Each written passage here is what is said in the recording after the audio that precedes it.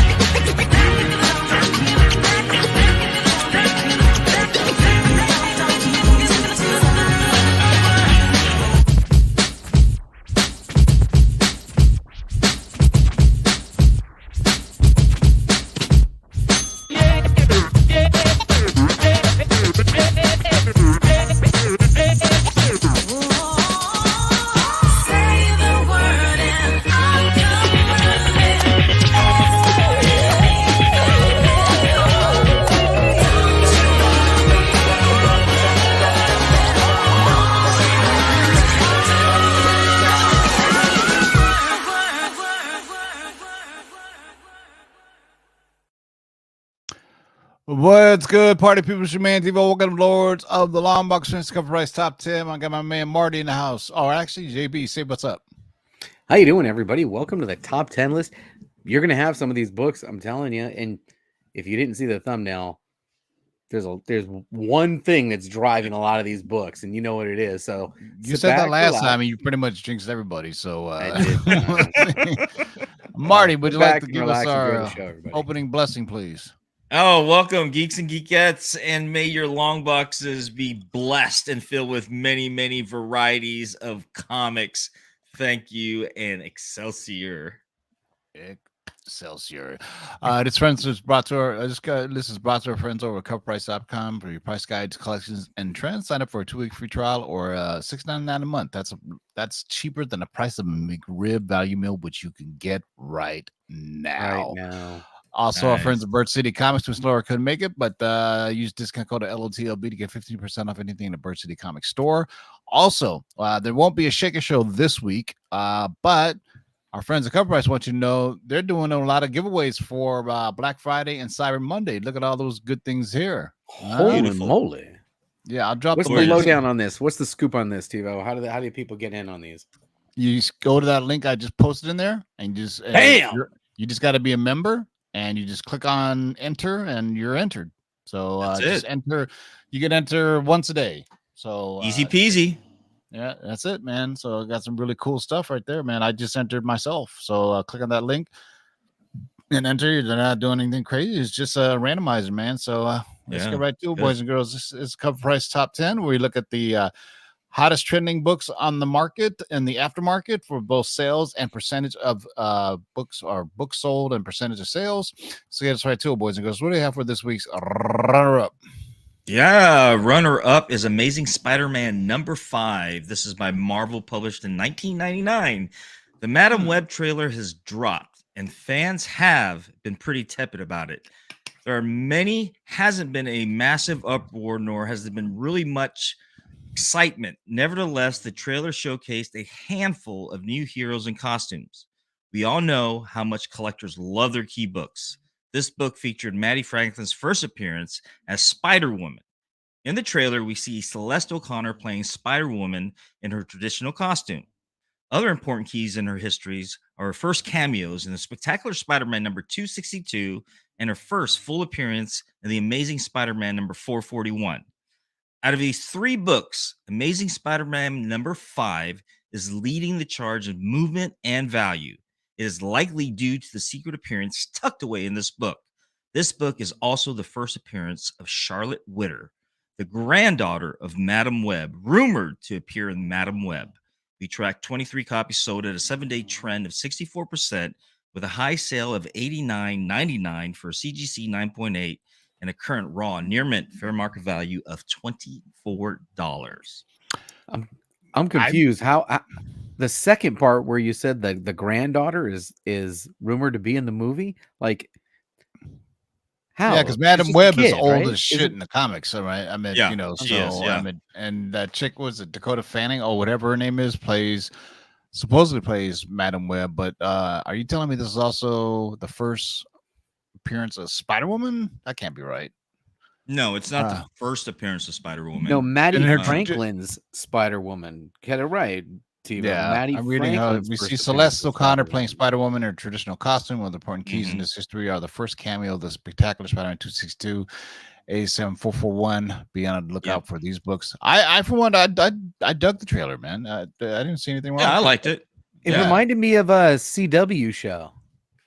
Oh man, that's a insult.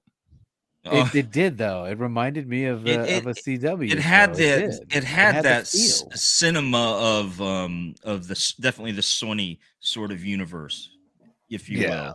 Yeah, you know, the feel of that Sony universe, not so much the Marvel CW show. That is low praise, man. You can't go any lower than that, man. But yeah, so Amazing Spider-Man #5 from 1999. That's pretty bad, man. Hold on, I gotta process that, man. It's CW I'm show. how I feel, man. I'm just telling you. Yeah. No, I respect that. I'm just. And all your hateful comments to DiscoveryBayComics on Instagram.com. Yeah.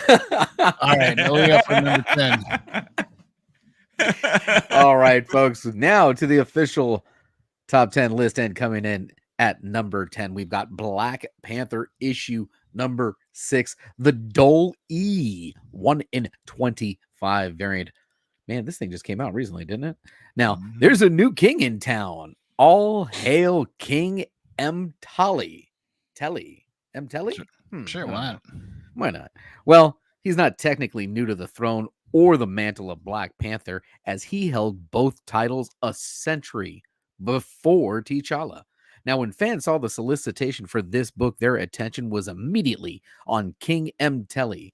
This 1 in 25 variant from Dolly was the king of the pack, featuring an exceptionally regal M'Telly gracing the cover. We tracked 15 copies sold at a 7-day trend of 143%, with a high sale of $167 for a raw copy and a new current raw near mint fair market value of $110. Not bad. So number 10 on this, Black Panther. Number 6, the Diwali 1 in 25 raw dog 167. So I haven't read Black Panther in ages. So what happened to T'Challa? Did he die? Or I mean, obviously in the movies he did. Chadwick Boseman, but not reading the current run. Don't know. Where's T'Challa? I mean, he's no longer in the chat. Hit us up with some knowledge. I know somebody. Yeah, please do. Somebody in the chat. Yeah, got to know what's going on. We've got the most knowledgeable chat in comic book YouTube, someone's going to drop the knowledge on us before. All right, number 10, Black Panther number 6, 1 in 25, Diwali variant or Diwali. Dolly, we looked this up. Dolly. We all agree. Yeah. He only goes by we one said name, so Dolly. it's hard to say. He's from the UK, but I think he's from like Indian descent or something like that. But yeah, go look him up. I mean, he's one of those just has one name. Go figure. Okay, like Jock, like Jock, Yeah, there we go. It just shouldn't be a surprise to anybody. Nice. Yes, this is number 9, Century number 1. This is by Marvel, published in 2000. This book was trending before Phase 5 of the MCU had much clarification. That was due to rumors circulating that Century would be the main antagonist in Thunderbolt film. The rumor was sparked by an unconfirmed Marvel casting request for an evil Superman type. Robert Kirkman recently appeared on a live stream with David Finch and remarked, "My good friend Sean Young, or should I say Sean Wan or Young or Yoon? Let's go with Stephen Yoon. How about Stephen? Stephen Yoon. Stephen Yoon is playing the Sentry in a movie. There was some other context behind it, but you get the point. Fans immediately hit up the aftermarket in search of a copy. We tracked 31 copies sold at a 7-day trend of 77%, with a high sale of $350 for a CGC 9.8 copy and a raw near mint fair market value of $109. Nice. Hold on, 2 things. Robert Kirkman, you're the fucking man. I love you. He just like no filter at all. And just my friend Stephen Yoon is going to be the Sentry. He was like, somebody's like, "Are you sure you want to say that?" He goes, yeah. I don't work for Marvel. Fuck 'em. And here's the whole storyline, by the way, so no one gets confused, right? So, I mean, it's interesting is, Stephen Yeun's been in Walking Dead. He's been in Invincible. Now he's part of Marvel, like 3 major franchises, right? I mean, that's pretty cool on his part, man. That's impressive. But I'm confused with the storyline though, because I don't know. I thought the Sentry was like incredibly powerful. What the hell is it? What's he going to do in that storyline? Well, he is, but he's also incredibly crazy nuts. So in the comics, there's this whole ongoing theme that he's crazy, and there's something called I think it's called the Black Void, or just the Void, and he thinks out to get him, but it's all in his head. So it's just like their version of Superman or Centurion, and then he does start as a hero, then he goes bad. I remember he ripped somebody in half or something like that. But Sentry has been, man, this has been one of the characters who's been spec'd on forever. Same with like Blue Marvel, right? Those 2 characters have been spec'd on like forever. Number 9 on this is Sentry number 1 and a CGC 9.8 for $350. I love this book. Talk about spec'd on forever. Good Lord. All right. Next up, we've got at number 8, Young Avengers issue number 1, originally published in 2005, and potential spoilers for the Marvels. Yeah, right. Come on, man. Now, this book was going gangbuster during the incredible hype that WandaVision produced. It has done so again, partly due to the end credit scene in the Marvels teasing the Young Avengers. Fans theorized Marvel would be heading the Young Avengers route once we saw the likes of Wiccan and Speed in WandaVision. Now, in the pipeline, we also had projects featuring Kate Bishop as Hawkeye and Eli Bradley minus the Patriot moniker. Well, the fire is lit once again. We track 17 copies sold at a 7-day trend of 171%, with a high sale of $350 for a CGC 9.8 and a new current raw near mint fair market value of $70. You make it sound so exciting, JB. I mean, I'm so hyped up at I won't spoil it for people, but I you're think like a hype man. If you would have seen the Marvels, you would have seen it by now, right? But at the end of the movie, basically, Miss Marvel pulls a Nick Fury, what he did in his Iron Man cameo, and there's a particular archer that she recruits. And so you have the 2 Wanda's 2 young kids.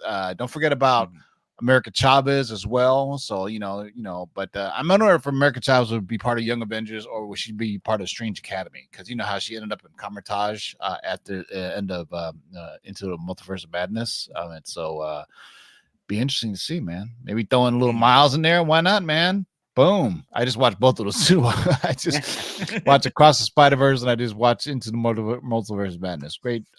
Great movies. Tim, let me ask. I just finished watching the last season of Loki, man, and I watched the final episode last night. And I'll be honest with you, man, I'm confused as shit, dude. About what?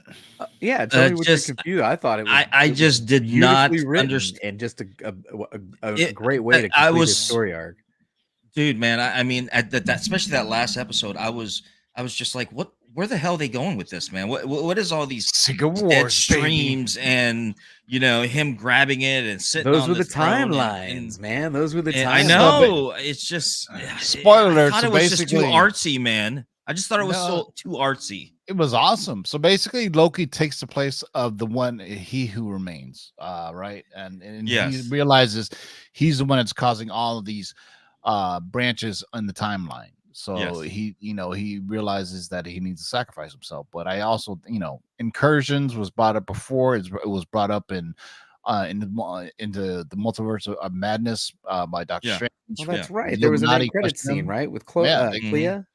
Yep. Yeah, no, that's the Dark Dimension. We're talking about when Illuminati is saying your version of Stephen Strange, cause incursions. So I mean, they've been teasing it for a while now, and we first dropped Secret Wars 4 years ago. So if you're not getting those Secret Wars books now, I don't know what to tell you, man. Yeah. All right, number 8 on the list is Young Avengers. Number 1, CC 9.8, $350. All right, wow, still holding strong. Look at that. Yes, it is. X-Men number 164. This is by Marvel, published in 1982. Spoiler alert. This comic book is tied directly to the end credit scene of the Marvels movie. While that scene gave us Kelsey Grammer as Beast, it also has Monica Rambeau's daughter referring to herself as Binary. In the comics, Binary was originally an alter ego of Carol Danvers. This book features the first appearance of Carol Danvers as Binary. The mention of Binary in the end credit scene has significant implications for the future of Marvel's Cinematic Universe, the MCU. As a result, this book has gained a lot of attention. Over the past 7 days, 29 copies have been sold with a 102% increase in trend. The highest sale was for a CGC 9.8 copy, which sold for $250. And the current fair market value for a raw, very fine copy is $27. Number 7, X-Men, X-Men number 164. So I mean, obviously people are watching this film. I mean, even though the box office is really, really bad, but at the end credit scene, she pretty much wears this exact costume. It's almost exactly the same, and it's the same. But she don't look like this. Look at how well this is drawn. I had this as a child. This is one of my all-time favorite and covers. It's the same actress that played Captain Marvel in the Illuminati scene. Is now that, and obviously you see a CGI Beast with the voice by Kelsey Grammer, and if you sit through the credits, it actually says X2 theme and Days from Future Past theme were played in the Marvels movie, which is kind of cool when you think about it, because just like in but you remember Doctor Strange in the Multiverse of Madness when Doctor Strange came out, right? And you heard the little, when Professor X came out and you heard the X-Men theme just played just a little bit, just to tease you. Yes, man. All right, number 7, little Easter eggs. Nice little eggs, but they'll hatch. Hopefully, with Bob Iger writing the ship now. All right, what do we have at number 6? All right, at number 6, we've got The Authority, issue number 1, originally published in 1999 from DC. Now, when James Gunn took over the DC universe, he announced that The Authority would be one of the early adaptations he would pursue. This revelation brought this comic book from relative obscurity to the limelight practically overnight. People started talking about this superhero team often, comparing them to the boys. Now, this book is significant because it features the first team appearance of The Authority. It experienced a surge in demand when Gunn made that announcement. However, as time passed without much news, interest in the book waned. Now, it wasn't until James Gunn confirmed Maria Gabriela de Faria's casting as the second engineer in the upcoming Superman Legacy project that the book gained momentum once again. This version of the engineer first appeared in this comic, causing it to skyrocket in the aftermarket demand. In the last 7 days, 25 copies of this comic book have been sold, with a 130% increase in trend. The highest sale was for a CGC 9.8 copy, which sold for $300. And the current fair market value for a raw near mint copy is $46. Nice. Authority number 1, CGC 9.8 for 300. Everyone read this great freaking read. Warren Ellis and Brian Hitch. The art is incredible. You know, Wildstorm is obviously, that was Jim Lee's kind of label over at DC. And then, you know, when DC said, come on over and join DC, he said, all right, and as long as you take my Wildstorm properties with me. So, you know, they're sitting on a bunch of great, you know, characters. If you think about it, IP, you know. right? They did, Yeah. Wildcats, you know, we've only seen like a couple of characters of Wildcats in the regular DC comics. I think Grifter for one, but I would love to see Zealot. You know, the Authority is pretty violent too. They pull no punches, especially Midnighter. Really? He's whooping ass. Number 6 on the list is Authority number 1, CC 9.8 for 300 bones. All right, there we go. Halfway through the show, and this shows up. We were telling you. Wow, here we go. Number 5 is Marvel Superhero Secret Wars number 7. This is the direct version by Marvel, published in 1984. This book features the first full appearance of the second Spider-Woman, Julia Carpenter. Rumor ran rampant last year that Sydney Sweeney would play the character in the upcoming Madam Web film. It was confirmed earlier this year that she would play the character. Now, we have a distinct shot of Sweeney rocking the famous costumes in the trailer. It appears we will get a trio of Spider Gals in the film. And since this rumor first circulated, Sweeney as Carpenter has been one the fan base is most wanted.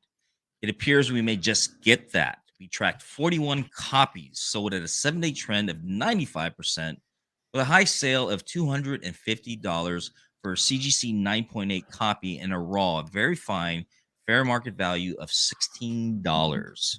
If you don't know what he's referring to, he's referring to, if you look on the cover, her black costume right there is Julia Carpenter. And we had this on a long-term spec list a long time ago, and very specifically her character. But we had it that was going to appear in the Secret Wars film.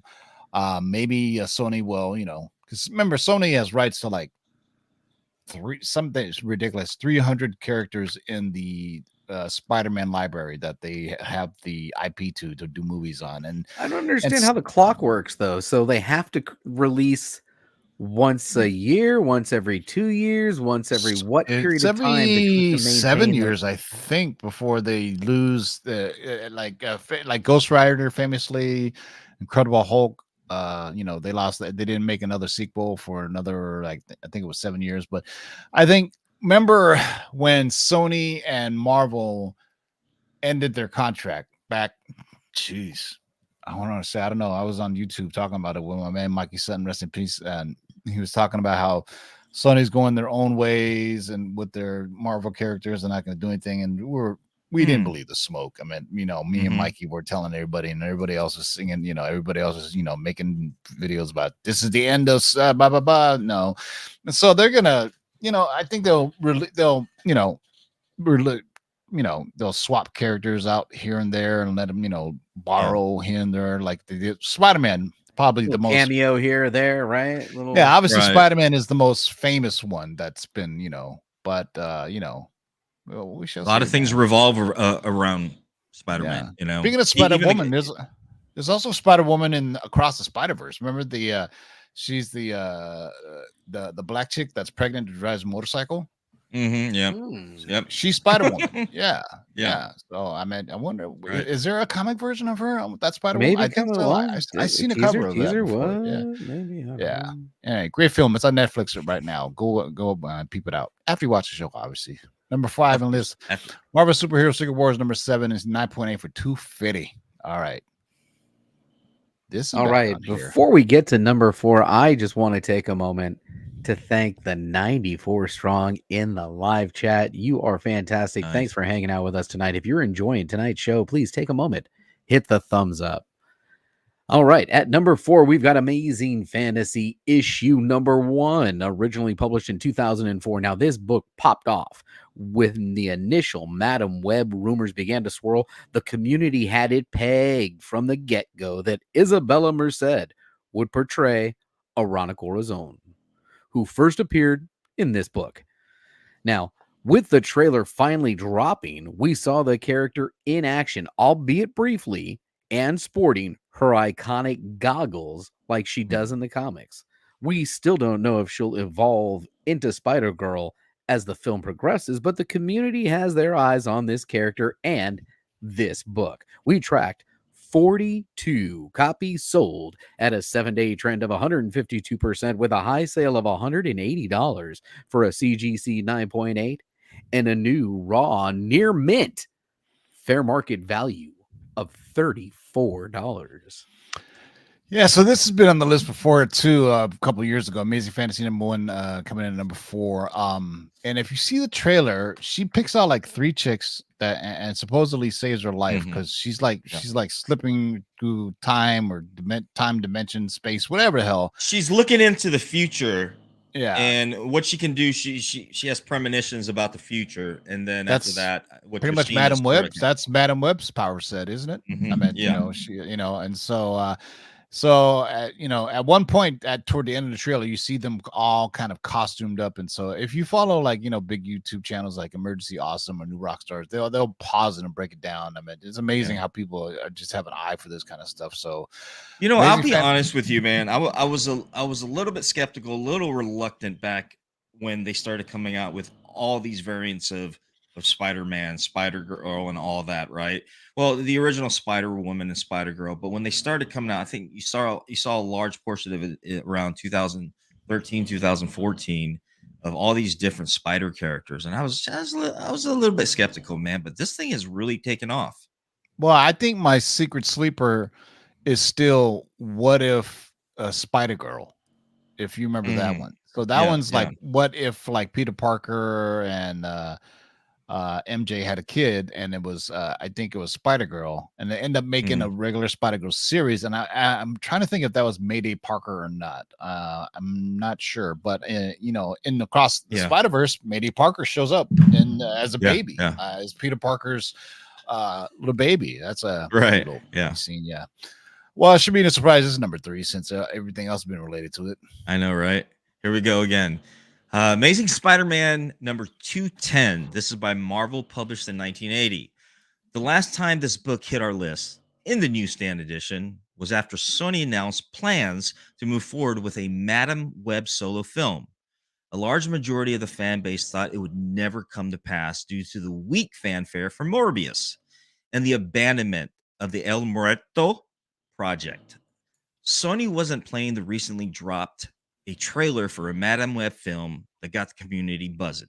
Subsequently, her first appearance started seeing some heat in the aftermarket. We tracked 39 copies sold at a 7-day trend of 176% and had a high sale of $975 for a CGC 9.8 current raw, very fine, fair market value of $81. Yeah, ASM number 210. This first appearance of old ass Madam Web, not young hot Madam Web that we see in the trailer. I remember when this first came out, the news that came out for a Madam Web movie, people were like, who's it gonna be? Is it gonna be? And I was thinking to myself, no way they're gonna make it the old broad. No way they're gonna make this one the old broad. I consider this book like kind of like an evergreen, though. Whether she was in the movie or not, or the movie tanks or not, I don't think that's really gonna affect this book. I mean, this is still a kind of a major Spider-Man key. Here's the thing too. A lot of people with Madam Web, she has nothing to do with spiders or anything like being bitten by a radioactive spider or any type of distinction to any of the spider people. Well, she kind of controls the threads of the Spider-Verse, doesn't she? Well, that may be in the later iterations, but not in this original iteration, right? Not in episode 210 right there, issue 210. I mean, it kind of looks like she has all the webs behind her. So So It's not webs, actually. It's not webs. Actually, she's hooked up to a machine because Oh, she's yeah. paralyzed. So in order for her to kind of like stay up and keep alive and everything, she's hooked up to that machine. So if you Oh, look really closely at the comic book, it's not webs. You'll see like machine parts.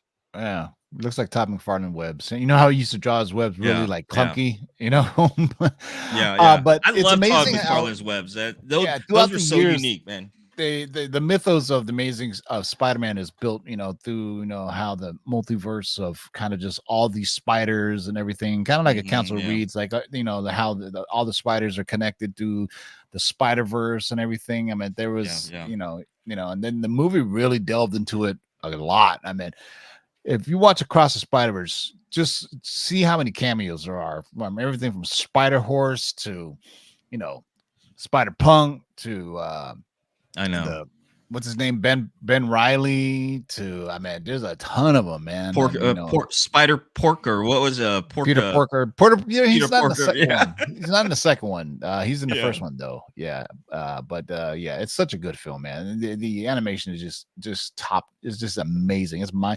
It's like a comic book coming to life. When you Awesome, watch it, man. man. Yeah. Amazing. All right, what do we have for number 2?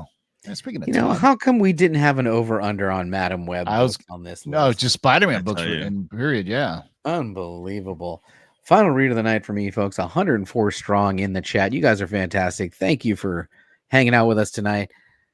At number 2, Amazing Spider-Man issue number 30, originally published in 2001. Well, cat's out of the bag, man. Madam Web is officially happening, and the first trailer for the project clearly sent shockwaves throughout the comic book market. Sony confirmed a 2022 rumor that Ezekiel Sims would appear in Madam Web, and he's being marketed as the movie's villain. His first appearance was in this comic book alongside Moreland. Now, this issue is significant for several reasons. The fan base is becoming increasingly interested in the spider totem aspect of the story told within this book. Sony has been teasing this storyline in its recent film Morbius, and it appears they're using that narrative to expand their cinematic universe. While it might be challenging without Spider-Man, Sony is determined to build its world. In the last 7 days, are you ready for this? 53 copies of this comic book have been sold, with a remarkable 242% increase in trend. The highest sale was a CGC 9.8 copy, which sold for $200, and the current fair market value for a raw near mint copy is $47. Yeah, my bad. I said McFarlane, but this is J. Scott Campbell. And later on in this run, J. Scott Campbell not only does the covers, but he also does the internal arts. And if you always heard me complain about it, how Campbell kind of drew the male figures effeminately, and like it just yeah. he draws the women really great, gorgeous. Yeah. But you can draw Spider-Man with a mask, but when you take the mask off him, and Right. same, it just kind of looks. I have a few of his statues from the Amazing Spider-Man run that he did, and sure enough, even his statues come out looking very feminine. No shit. All Yeah. right. So number 2 on the list is ASM number 30. That's a lot of Spider-Man books. I should have done that over under. It is. But so Yeah, what's the right. first one's got to be a Spider-Man book, right? No, not at all. This is Number definitely 1, over. yeah, is the Alien Legion number 1. This is by Marvel in 2001. Per the Hollywood Reporter, Tim Miller of Deadpool fame is set to adapt Alien Legion and grow it into a space opera franchise. Described as the French Foreign Legion in space, the Alien Legion boils down to that. It's a conglomerate of soldiers fighting for a fame of fortune in the name of the galactic. Say that again. Don't mess with him, Tivo. Let him finish. Conglomerate. I'm sorry. There you go. All right. Conglomerate of soldiers fighting for the you in there fame. for some reason. Yeah. Yeah. In the name of the Galactic Union. It's a wild ride and was a title people slept on. That is no longer the case, as fans visited Aftermarket and drove to secure a copy of this cheap book. Prices are rising thanks to the level of entry prevalence and the quickly dwindling market of cheap copies. We tracked 116 copies sold for a 7-day trend of 283%, with a high sale of $158 for a CGC 9.8 copy and a current raw fine fair market value of just $10. He's how sad a conglomerate because I had to end with my my typical way of going out. But that's pretty smart by H&A, because he said how sad conglomerate, and he put gloom in capital words. I see you, H&H. What you did there? Nice. So Alien Legion #1 for coming in at #1, CT 9.8 for $158, a 7-day trend for $283. Basically nothing. And this was under the Epic imprint by Marvel that allowed them to do a bit more adult type fare. Back in the day, so when they were doing it. So adult type fare. That's what I remember with Epic. Yeah, it was their kind of imprint. And then later on, if you remember, in like the early 2000s, they did a Max imprint, right? If you remember that. All right, so JB is gonna do some random giveaways right now. Those beautiful one. Those are hot. I don't have the one on the right, JB. I don't think you sent me that one, brother. I sent you all of them. No, and I do appreciate that. Thank you. All right, so we're going to do a comment picker from Thursday's show. Get your comments in. By the way, if you're watching this on the rewind and you want to get in on the next Bird City comic giveaway, make sure to comment your favorite cover of the show in the comments. Thank you to Bird City. We may pull those comments like we're doing tonight and pick a winner. All right, folks, we got 93 in here. Get on over. Should I drop the link again for everybody in the chat one more time? Drop it again, man. Drop it again. Drop the link in the chat. We'll give you a few seconds. In the meantime, I'll show you guys that starting right now, actually. Going through Black Friday and Cyber Monday, CovrPrice is doing a giveaway. All you have to do is subscribe, have a membership, and just click on this easy link and just click on the enter giveaway. Simple as that. Enter. There it is. All right. Just click on that bad boy, and if you're a CovrPrice member, you just click on entry. You can only enter once a day, but you can do as many days as you want, and you get some of these cool prizes. Yeah, man. So you can keep entering after once a day, then next day. Wow. Okay. Yeah, man. Increases your chance, man. All right, so that is for this Black Friday's giveaway. This link right here is to last Thursday's Shakers list. Make sure you drop a comment on all of our videos. Make sure you're subscribed to the channel. Hit the bell so you don't miss the next time we go live. And let me go ahead and pull. Let's see what it is. Hey, Tiva, what is this small number divided by this small number? Damn, James, man. 0.25. We have now got how many? 38 comments. 38 comments. By the way, you know what? I've got a fantastic bit of information. Last Thursday's winner shipped today, and I already got their tracking number. Nice. Yeah, baby. Shows you our appreciation, man. IG. All right, here we go, folks. Drum roll, please. And the winning. Jeffrey Drake with Ofer again this week. Great show, guys. Jeffrey Drake, congratulations to you. Please reach out to me on Instagram at DiscoveryBayComics. Pretty nice. Yeah. Congratulations. Nice. Congratulations. These two right here, Jeffrey. These are yours. Jeffrey Drake. He's like a superhero, man. Free of charge. Yeah. Love those Oily covers, man. Goodness. Bird City Comics exclusives. Make sure to use your discount code LOTLB at birdcitycomics.com to get your discount. Let me show you the ones I got, JB. This is, from Bird City as well. All right, tell me which one I'm missing. So tell me which one I'm missing. I got the Predator versus Wolverine. Oh, wait a minute. All right, that's the foil. I just showed the foil. Oh, I got this one. Okay, the eye. Yeah. Okay, yep. Yep. Two. All these are at Bird City, folks. There it is, You right got- there. you It's the got other both one of right them. there. Yeah. Like I Yeah. said, I was missing it. And, No, you didn't miss it. It was right No, there. look, See? both of them right there, man. I know, man. All right, Oh, JB, any man. last words? Yeah, thanks for joining us tonight. We really do appreciate you watching. If you're watching on the rewind, make sure you're subscribed to the channel. Please subscribe to the channel. Follow me on Instagram.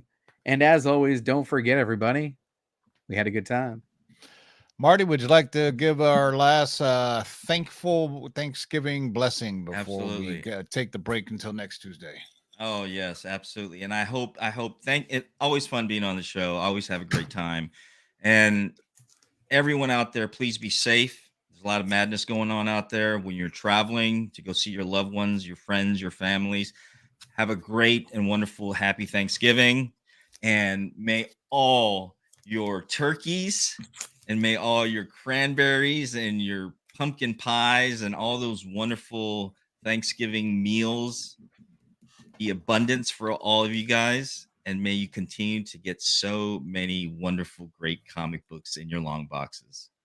Bountiful, Excelsior. I must say, Excelsior. And I all those foods you just named, it's like I could do without them. It's like, you know what? You know what we do for Thanksgiving? We cater Lucille's. We get barbecue. That's what we Get do. out of here. Serious? Or Yeah, order a typically, deep fried you know. turkey. Or I like to get a bowl of pho, or Yeah. I'd be happy with that, man.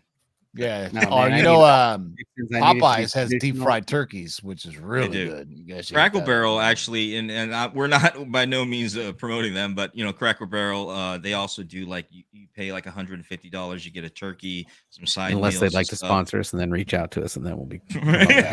Yeah. JV.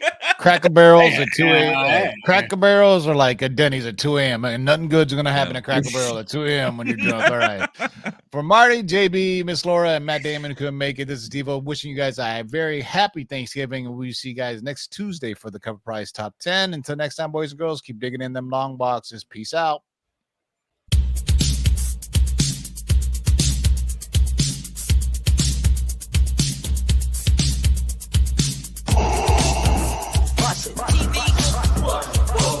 Shake and bake and pull it back. Oh my god. Hold on and get some, boys.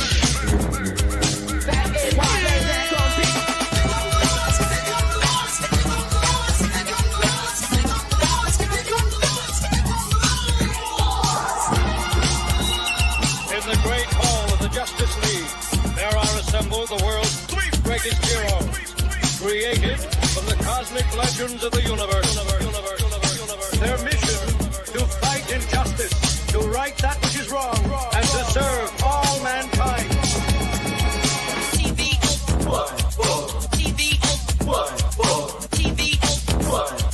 Now that's a name I've not heard.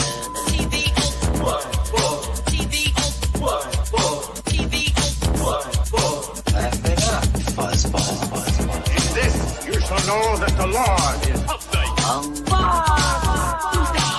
Shake and bake and pull it back. In this, you shall know that the Lord is